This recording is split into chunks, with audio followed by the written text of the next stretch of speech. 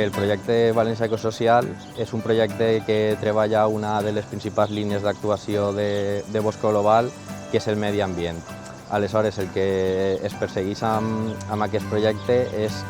generar una consciència ecosocial a la població del barri. Quan parlem de consciència ecosocial, ens referim a comprendre la relació que hi ha entre el benestar de les persones i el medi ambient i la manera en què les nostres accions afecten tant al planeta com a la resta d'espècies que habiten el planeta. Aleshores, el que es va fer és una trobada intergeneracional, que al final és el que es troba a aquest espai, i aquesta jornada venia d'un treball previ on el grup motor, que participa habitualment als horts comunitaris, es va reunir i va acordar quins productes volien plantar en funció de la temporada en què es trobàvem i un poc la distribució de com s'anava a plantar a l'espai. I a partir d'ahir ja, aquest dia es va fer una reunió a tota la població que volguera acudir d'Orriols i es va portar a terme la jornada de plantació.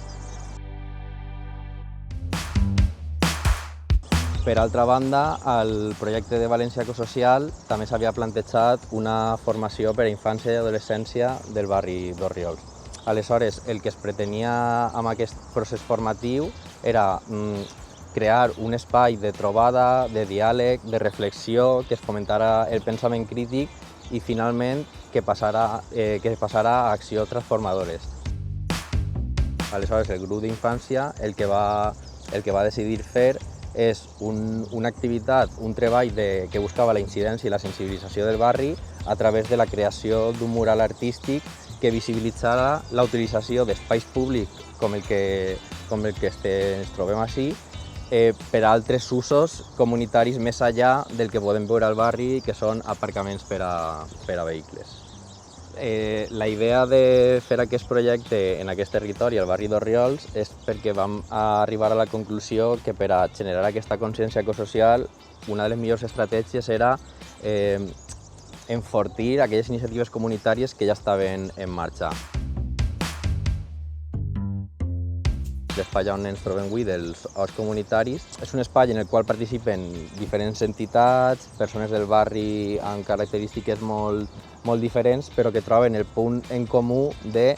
voler millorar la situació del barri, els espais del barri, els processos col·laboratius entre les persones que l'habiten, d'aquesta manera per tindre un barri cohesionat on es detecten les necessitats de manera conjunta i tinguem més força per a poder reclamar aquestes necessitats o els drets vulnerats de manera conjunta.